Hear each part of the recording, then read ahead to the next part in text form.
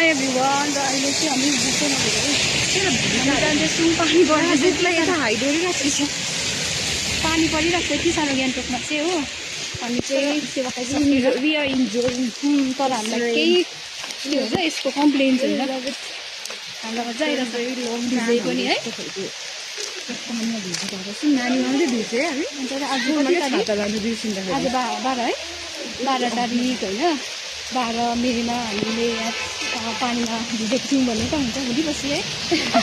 पानीमा भिजेको थियौँ ए कस्तो भिजिरहेको छ फोनमा ब्याट्री पनि छैन मैले चाहिँ गएर चार्ज गरिहाल्छु अनि आज सेवाकाई कस्तो लाग्यो हजुरलाई भनिदिनुहोस् न ब्रिफली एकदमै राम्रो एकदमै पावरफुल एकदमै शक्तिशाली सेवाकाई भयो यस्तो साह्रो पानी परिरहेको छ तर प्रभुको प्रेजेन्समा यो पानी झरेको पनि के भन्नु है प्रभुको उपस्थितिमा आनन्दको भरपुरी छ र त्यही पानी झरी नै आओस् घाम आओस् हामीले लुगा लिएर आएन होइन